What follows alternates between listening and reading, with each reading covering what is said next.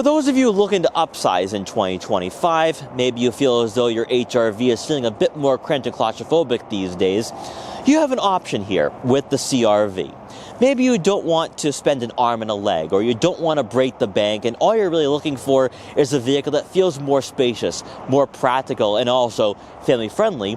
Well, you have that here with the 2025 Honda CRV LX. Now, I know a lot of you are going to say, Mike, the LX is the base trim. What am I possibly going to find here that is actually appealing and enjoyable? Well, you might be surprised here in today's video. We're going to check out what the LX is offering at around $30,000. Is it going to give you the creature comforts and amenities you desire? Or is it all about the refinement with this chassis? Well, in today's video, we're going to find out. Now, before we get in this video, I want to give a huge shout and thank you to Atamian Honda here in Tewksbury, Massachusetts for letting you come down here to check out the Honda CRV LX. Their link will be in the description below so you can check out their extensive Honda inventory. So as always, let's begin with pricing. For 2025 with the LX, you're looking at a starting cost of just over $30,000. If you're someone who needs all-wheel drive, you live in those colder regions of the US, all-wheel drive does tack on $1,500 to that price tag. I think it's definitely worth it because it gives you better ground capability and versatility. And with the ground clearance of the CRV, you have no problems going through some snow-covered roadways. Now, with the LX, this will go head-to-head with the Toyota RAV4 LE, maybe even a Subaru Forester base. And you are going to notice that in regards to what you have here for the amenities and creature comforts, they're all pretty much the exact same. The only difference, though, is that with the LX, there's no optional packages. So I do think that if you're someone looking for those amenities and creature comforts, you're going to want to go with the EX, which is about $2,200 more. So keep all of this in mind. Obviously, with that optional all-wheel drive system, once again, you're spending close to $35,000. That might be a bit too steep of a price tag if you're someone who's on that stricter budget. Now, with the LX, though, you're still going to get a vehicle that looks somewhat upscale. So up front, you are going to receive LED headlights. That is great to see. Some manufacturers don't offer that even in 2025. So when you are on those winding back roads that are dimly lit or in adverse weather conditions, you'll have better visibility. Now, one thing I will say though is that with the LX or any full gas-powered model CRV is that the design isn't as striking or eye-catching as what you're going to find with the hybrid trims. Those hybrid trims with the gloss black look and design, the lower profile appearance, also the gloss black roof rails, I absolutely love that out of the CRV hybrids. But what you have here with a LX, they have a nice chrome strip that runs the length of the front fascia over into the headlights, and then of course outlining the top portion of the grille. You're still gonna have the honeycomb mesh grille though, love to see that, and you're also got that same design for the lower portion of the front bumper. Then as you make your way over to the side profile, this is where the CRV LX reminds you that it is a base trim. So you are going to receive 17-inch steel wheels. That's right, we have the steelies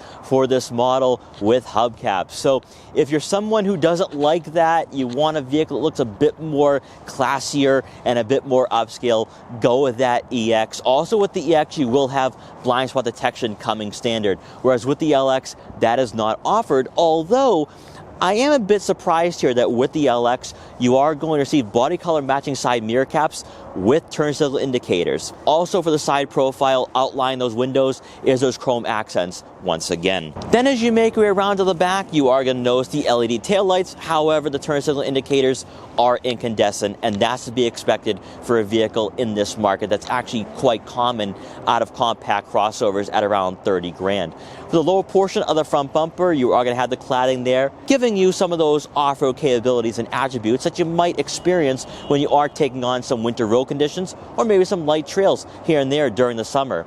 Now, one thing I do want to point out here is that from most angles, the exhaust outlet is not visible, whereas on the hybrid, it is with the chrome exhaust finishers, which I guess makes sense because what Honda is trying to do here with their hybrid trims is make them sportier and more engaging, whereas with the CRV for the full gas-powered model, it looks kind of unassuming. And one last thing I want to point out here with the LX is that the spoiler here is in more of a matte black look. So on the higher trims for those hybrid models, you're going to have gloss black accents, those contrasting accents, which do go a long way. But that's to be expected for a vehicle at around 30 grand. And while we're taking a look at the rear fascia, might as well go over the cargo area for the LX. Now, unfortunately, you are not going to receive a power liftgate. You'll have to go higher up in the trim levels to get that feature. But inside, behind the second row seat, you're looking at right on 39 cubic feet of room, which is very much on par with its closest rivals, such as Toyota RAV4, Volkswagen Tiguan, and Hyundai Tucson. With 39 cubic feet of room, you don't have to worry about fitting all your luggage back here because there is tons of space. I was able to fit all my camera gear today, no problem. So that's 3 bags of camera gear, a gimbal box, and a tripod. And there's a lot more room to stack on more items as well. But more noteworthy with the LX is that you are going to receive a spare tire underneath the floor mat. So if you do encounter a flat on your road trips or travels, you can fix that and be back on the road. Then with the second row seats folded, you're looking at right on 76.5 cubic feet of room, once again sitting near the top in this segment. So if practicality is what you're looking for, you're going to find that with the CR-V. Hopping inside the LX, you're greeted by manually adjustable cloth seats for both the driver and passenger. If you want heated front seats, you're going to have to go with the EX, which I do think is a better choice if you're willing to spend about $3,000 more, especially with that optional all-wheel drive system.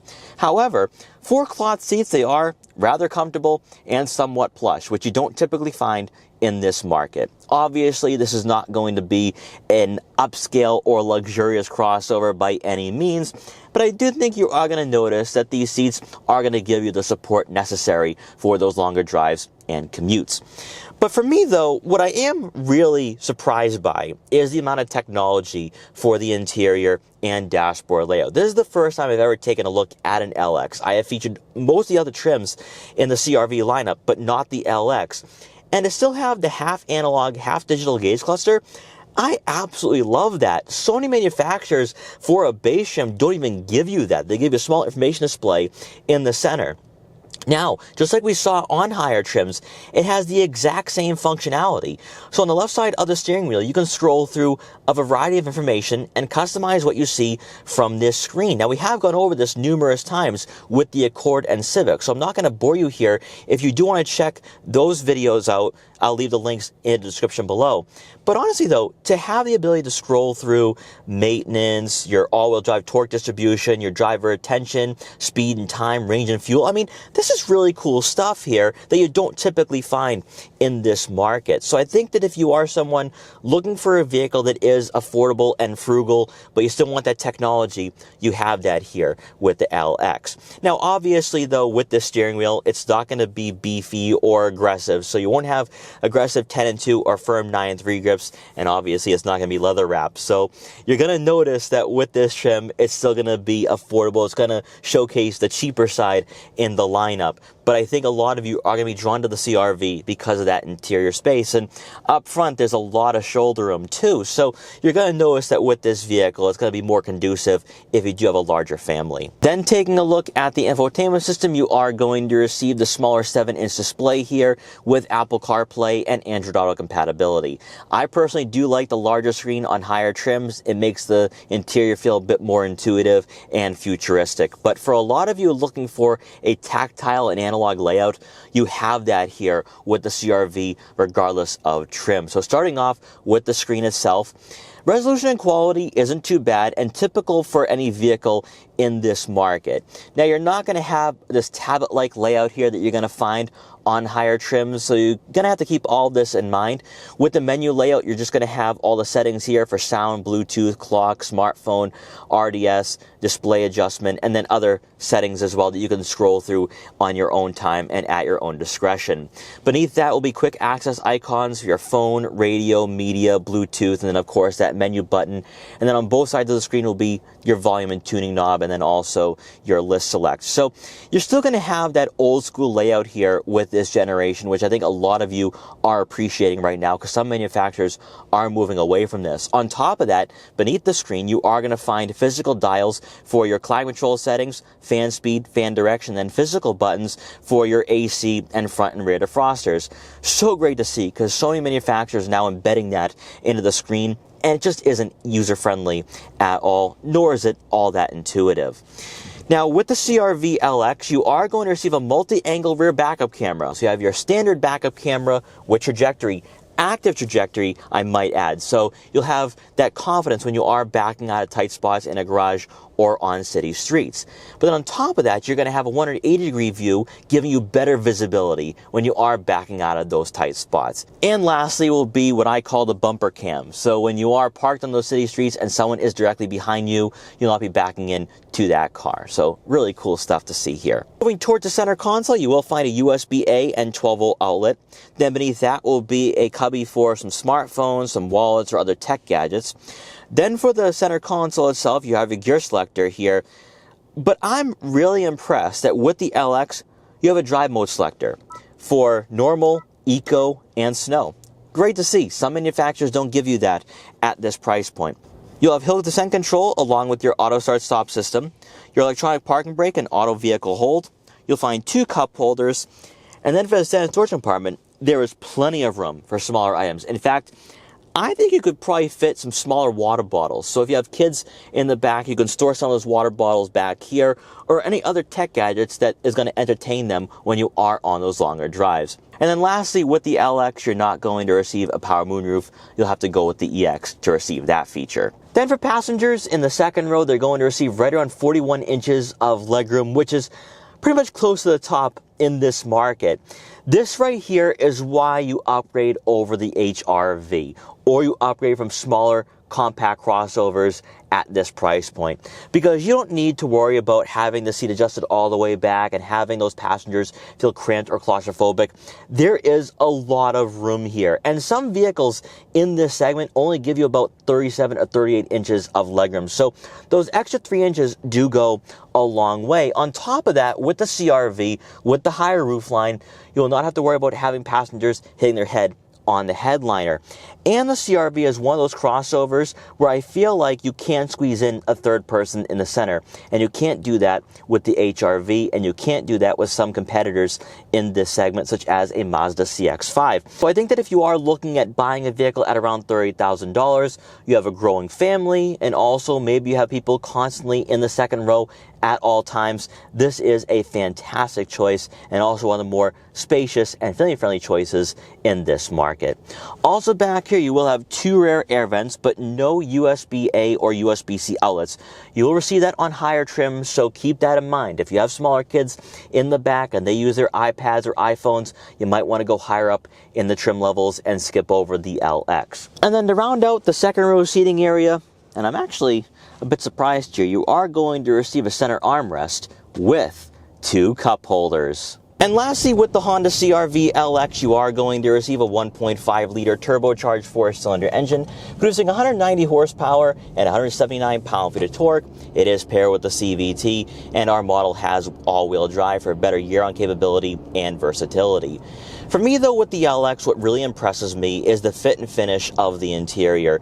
Now, of course, you don't have such materials on the dashboard or door panels. You don't have heated front seats or dual-zone climate control, but you do have all the essentials. The fact that these seats are somewhat comfortable, they're not aggressively bolstered, which is no surprise at all, but for a vehicle at $30,000 for a base trim, these seats are pretty supportive and they're plush. So I think on those longer drives, you will not be feeling fatigued when you are behind the wheel for 2 or 3 hours. Now, also with the LX too, one thing I like here is that you have a decent amount of technology. The half digital, half analog gauge cluster, the smaller infotainment system, but you still have Apple CarPlay and Android Auto compatibility, and also a drive mode selector. Some manufacturers don't give you a drive mode selector at this price point.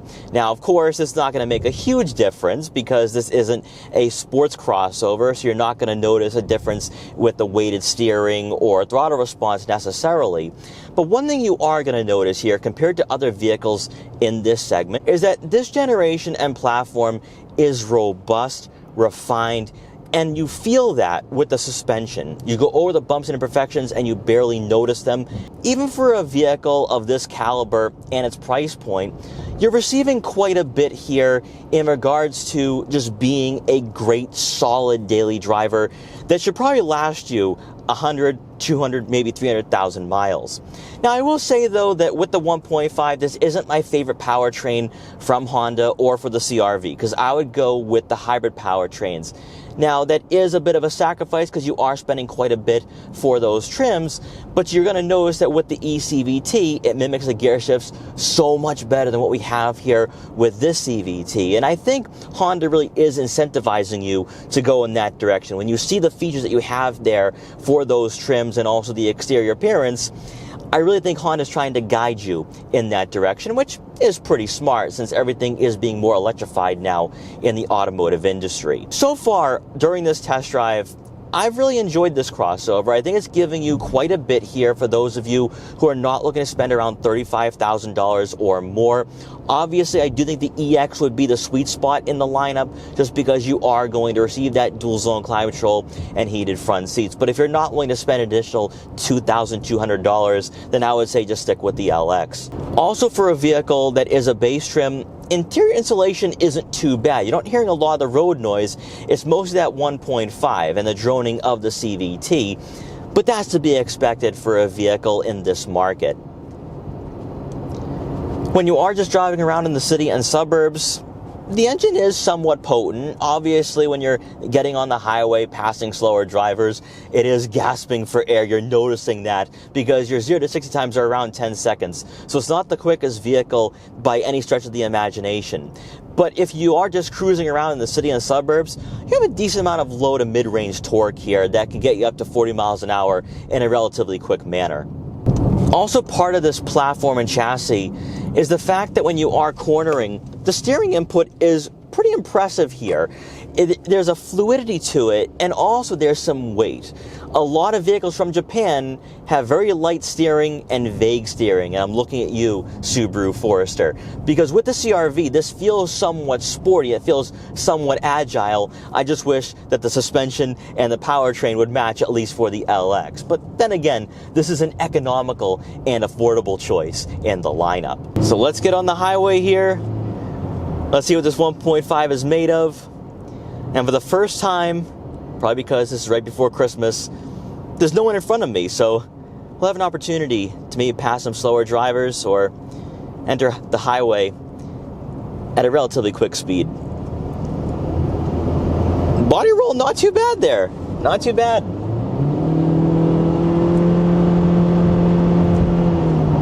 See, that's where the CVT gets you. You hear that droning. But we got up to speed pretty quickly. Not too bad. And at highway speeds with these 17s, road noise isn't too bad at all.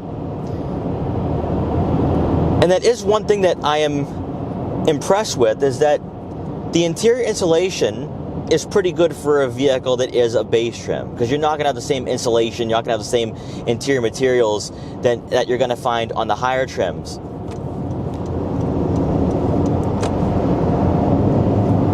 However,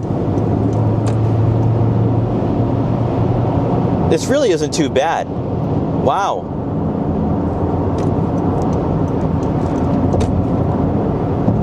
Yeah, right around mid-range. Get a decent amount of power. I was able to safely pass some slower drivers there, lane change. That's really all you could ask for. So all in all, after this very quick test drive, what are my final thoughts here with the LX? Yes, it is going to be the base trim. Yes, you're not going to have the same refinement and interior quality. But at 30 grand, what you have here for the interior, the practicality, interior space, also this 1.5, I think it's perfect for a lot of you who feel that the HR-V just isn't enough for you. And sure, the HR-V EXL, great vehicle. You're getting some really great features there, but you're not going to have the same amount of practicality. You don't have that same interior space.